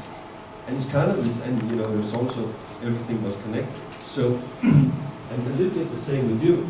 If I tell you that if you actually do 3 times half an hour of physical training during the week, there's a higher chance that you can perform better in your work and potentially achieve the goals you want to do in your life. That's why you should do physical training. Then there's a there's a higher chance that you will actually achieve that. Whereas if I say to you, you should go out and do physical training because then you're more healthy, it's not sustainable. Many would say, that's not enough for me, right? So what I'm saying is, this one change that I want you to actually, based on all the things you got today from me, that you potentially want to start doing in your life, if you can connect that to something that is meaningful for you and is in alignment with your purpose, it's much, much stronger. So anyone who knows what their life purpose is, what their purpose in life is, or maybe can put some words on it, something you want to achieve before you die. I know it's a big question to ask. I anyway dare to do it. What's your purpose? Can you put some words on it? I'm sure some of you have reflected on it. Yeah. I think I would like to buy a big house I'd like to buy a big for my house. Yeah. family. For your family, yeah. Good. And when you have got the big house, are you complete then? I'll buy a car. What's that? I'll buy a car. And buy a car. So when you have a big house and a car, are you then complete? No, then I'll live What? there after that. That you live happy after that. What if you don't achieve the big house and the car? Could you still live happy? Maybe a smaller house would do. A smaller house could do as well, yeah. What is happiness for you? Happiness of my family. Is Yeah. happiness for me. Okay. What does that mean? That means if I'm able to make them happy, if I am able to give them happy moments, maybe about 10 happy moments in the whole life, I think I'll serve my purpose. So happy moments is important. Interesting. So you see, we came from the big house and the big car to happy moments. We're getting closer just by asking you a few questions, right? So, and it's just very exciting to actually explore that whole journey. When you start to realize, what are our talents? What are we passionate about? You hear some of the people that are doing amazing things in the world. They talk about that. They don't feel they work. They just feel they live their passion, right? And I think we are all in a way striving for that. Because when we do that, we can only become successful. I mean, when I started my company 5 years ago, before that, I was miserable. I mean, I didn't feel I fit. I was belonging to, anywhere. Until I realized, boom, this is what I gotta do, and I can make my own decisions, and I can inspire a lot of people. And here I am today, and I feel that what I'm doing here is just the job. It's so much. I mean, it's like my passion. So I'm saying we can all achieve that.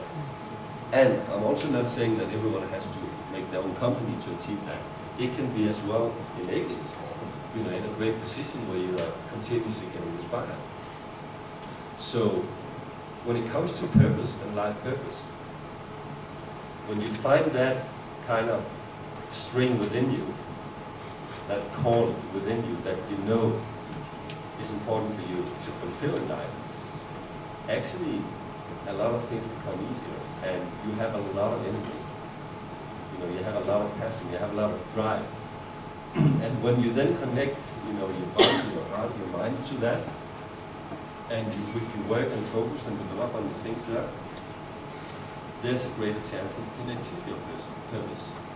And also there's a greater chance that the changes you're doing within body, heart, and mind become sustainable. So normally what I do when it comes to purpose, we have designed a purpose process. We take especially senior executives through because it's a longer process. So it's a half a day homework, and then we do 2 times 2 hours, where we ask a lot of questions into patterns, into passion, into talents. And based on that, we come up with a pretty crisp, you know, life purpose for that individual. So what I wanted to suggest you to do is to just take 1 hour out, 1 hour out in the coming 7 days, where you just sit down and you just reflect on your purpose and what's important. And when I say purpose, it can also be, what do you dream about? What is the legacy you want to leave? What are you passionate about? Ask yourself questions like that. Because when you start to, you know, circle around it, you know, at some point, boom, there's something you connect to more than other things. And for you, it might be to create happy moments. And it could be for your family, but it could also be a thing that you have, that you bring around with you in every situation where you meet people. I have this thing I call a magic moment. So I want to create one magic moment on a daily basis in my life. And that can be connecting with the rickshaw driver in India, or it can be simply just to, you know, hold the door for an old lady, or it can be to connect to someone I don't know. It can be a lot of things, or it can be, you know, calling up my friend and say how much I care for him, you know, and how much I appreciate him, or my family. It could be a lot of different things. So that's my way of connecting to my purpose as well on a daily basis. So the last challenge I want to give you is 1 hour within the next 7 days where you reflect about your purpose, and then potentially share it with a person in life that was also having this session. Last, I promised you that what the goal today was to actually for you to define one change that you potentially want to do in your life based on all the insights you've got from here. So that's the last thing I want you to reflect on. And then find, you know, maybe just use the same person here and share that with the person. So can be, okay, I can see I could sleep more. That could be one thing. I commit myself to try that for a week, or it could be try that for 4 days, whatever, but potentially try it for a week and see if it makes a change for me. Or it could be, okay, I could see the healthy snack, or even the tea plate could be something that I could try. It could be, let me do half an hour physical training per week for the next 4 weeks.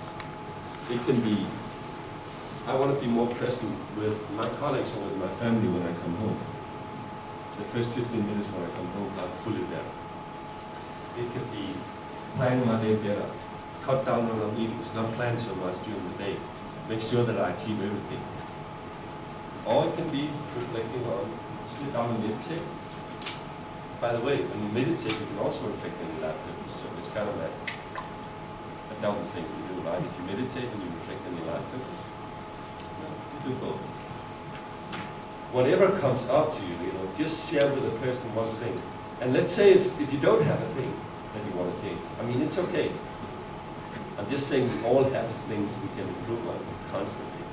But if you don't have a thing, then you might ask your colleague, or the one next to you, what would you suggest me to do? What could I change? So I give you just 1 minute each. And then we just wrap it up with that, with a few examples, and then we're done. Okay? And the ones that doesn't have a partner, is the one doesn't have a partner? Yeah? So maybe you can go down here. You come here.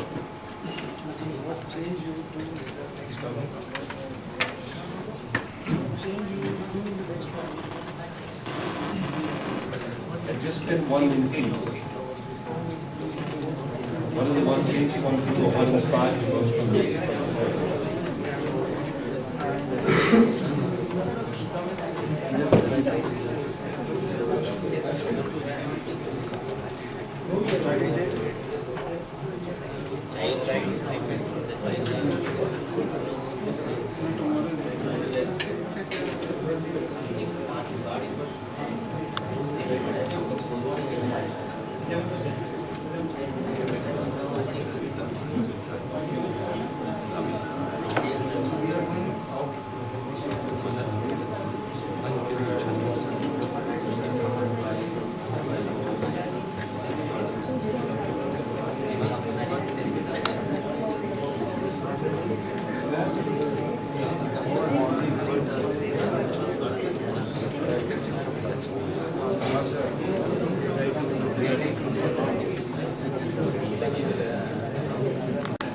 Did you finish?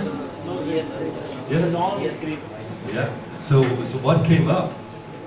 I want to hear from someone in the back. What came up? What inspired you the most today? What do you want to change? Actually,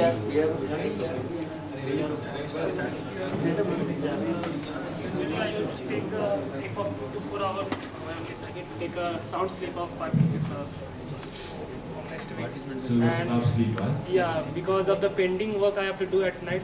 Now I have decided that all the pending work I will do in the daytime or in the afternoon, and should not be pending in the late night. So pending work, sir.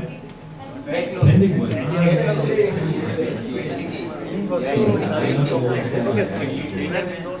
pending work, yeah. You don't want to do it at night. You want to do it during the day or the afternoon. Yes, sir. Actually, I am doing at night nowadays. So due to that, I used to sleep for 4 hours or 3 hours. Now I have decided to do it in the daytime. Yeah. Great. And you see how interesting it is. Everything is connected, right? Yes, sir. Because that comes back to your planning abilities, right? Yes, sir. So if you plan better, so I suggest for you to also be to get the 7 Habits of Highly Effective People that you see read that book and then start to actually plan in accordance to his recommendations. Because that will give you the framework to plan better, which will give you the opportunity to stream. Great, excellent, thank you. What else came up? Morning exercise. Sir, I have a problem of actually getting angry too very Can you fast. have some quietness over there? Yeah. I'm a problem of having getting angry too fast. So I want very short temper. I want to make a control over that. Yes. Okay. So what happens when you get angry?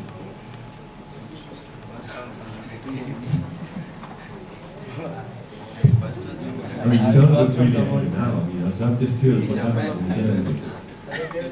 Sir, sorry. What happens when you get angry? Best example.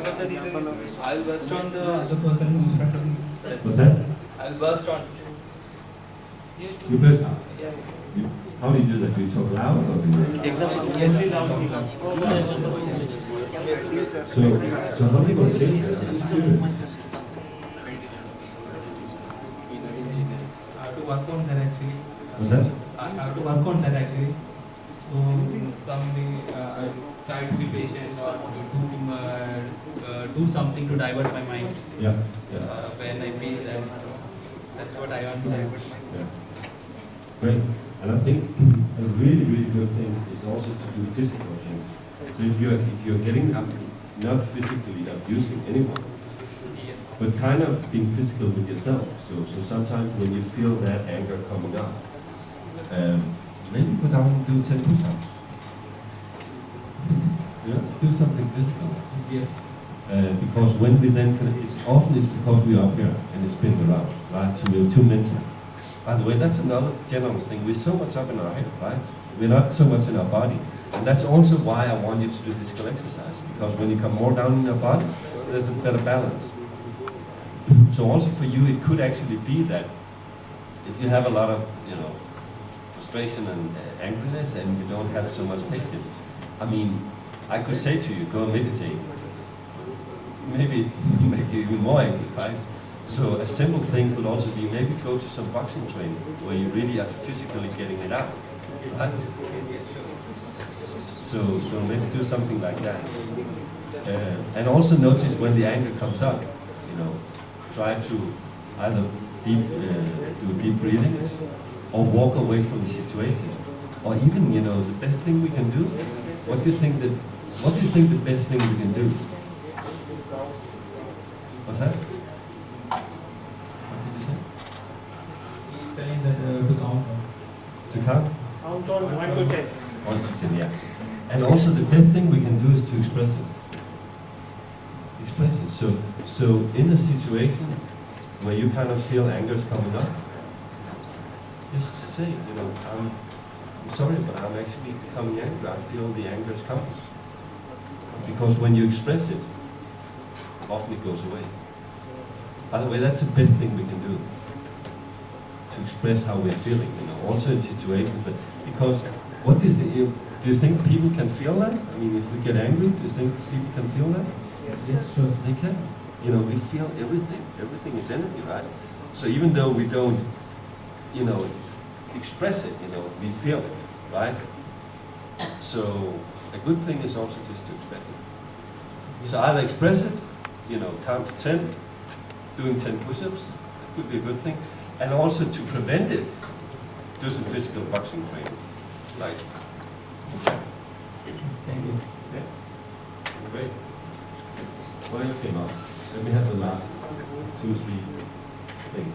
What else? What did you share? What came up? Meditate. Meditate. Yes. Before going to bed. Before going to bed. Yes. Have you done that before? No. It's a good thing, and it's also a good thing to in that meditation to think about the 3 things that you are thankful for in life, you know, on a daily basis, or even scan through your day and find your 3 high moments and remind yourself about that.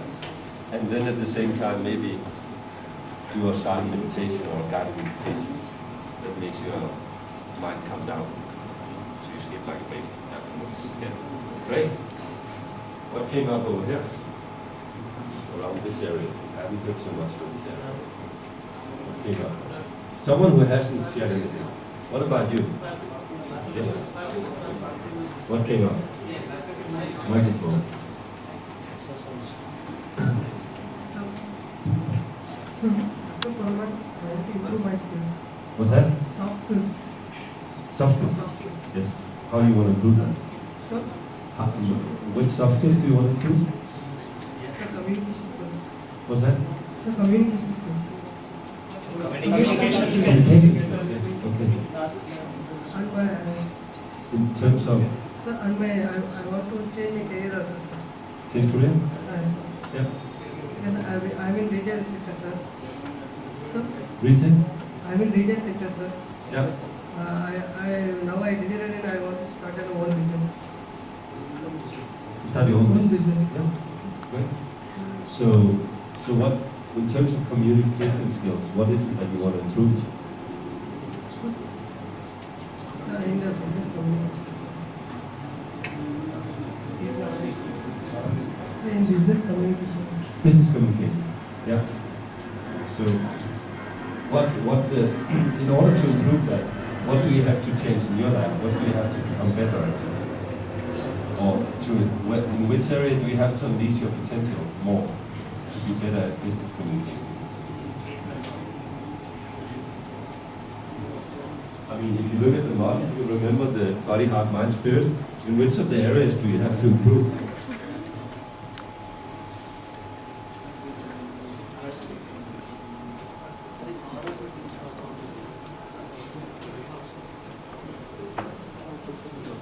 What do you think? I mean, if you look at the model, in which of the areas do you have to improve?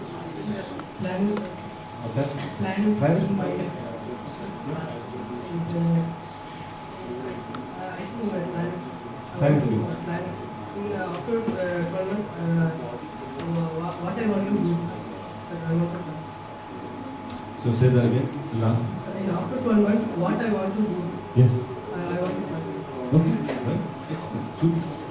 What do you want to improve in your planning skills? So, What do you want to improve in your planning skills? so communication skills and my managerial skills. Okay, managerial skills. Good. Excellent. Super. Thank you. Last one.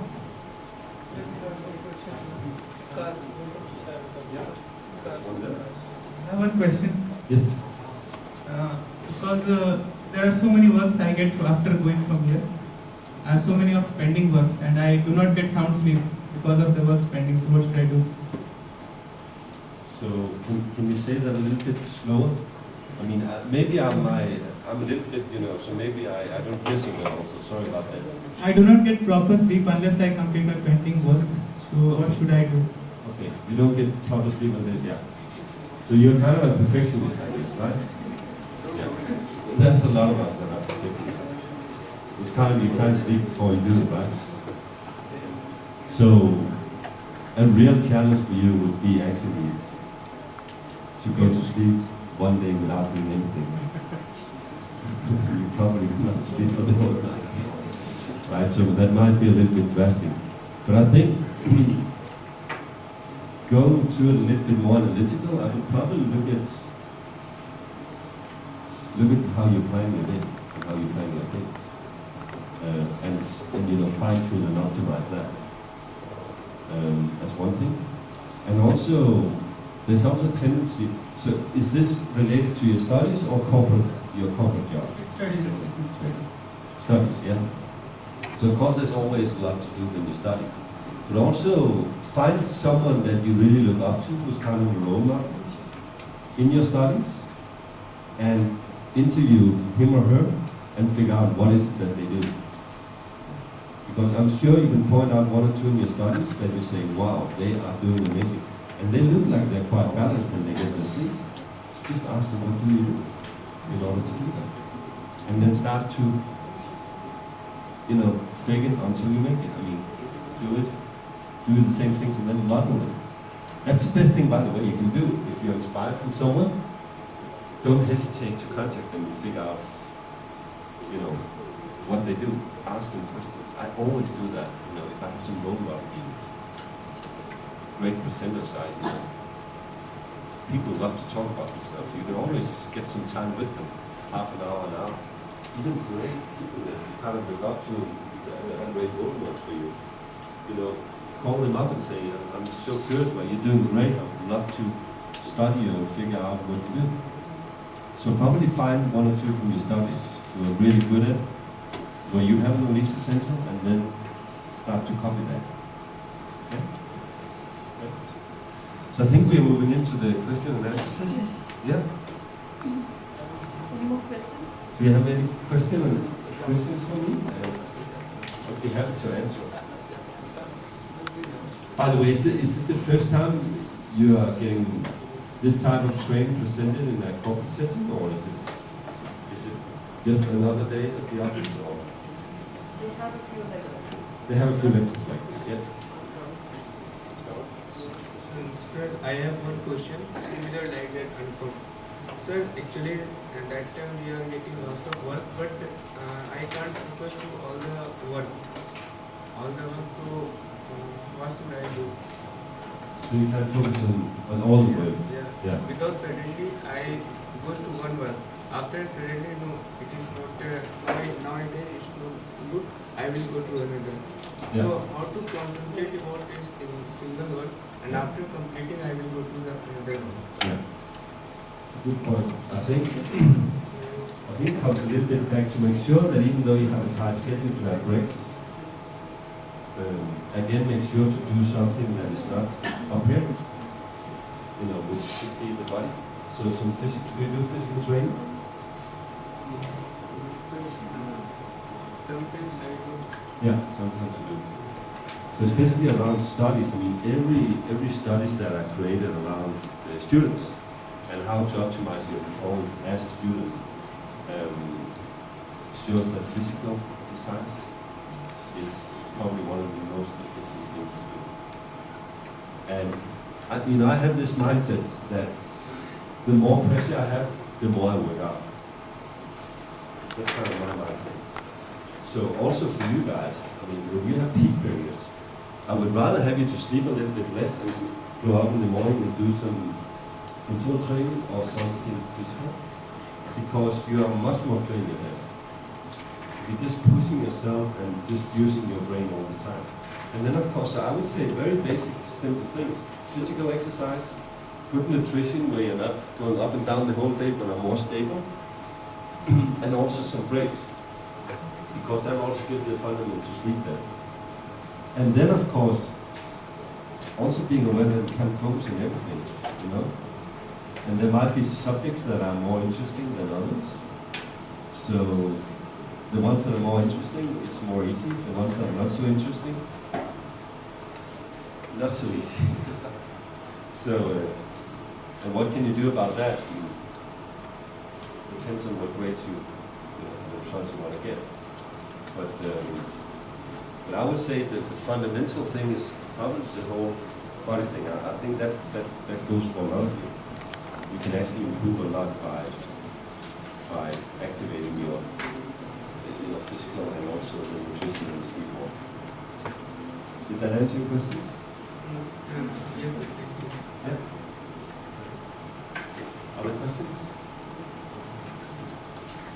You're allowed to ask anything. It's not, I'm not saying I'm answering anything, but you're allowed to.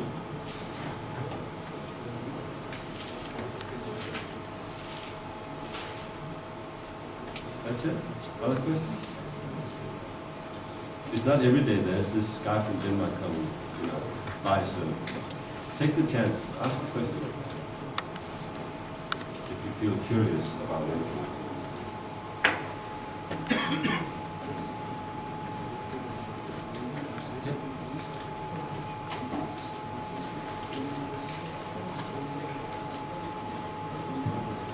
So thank you very much, Oley.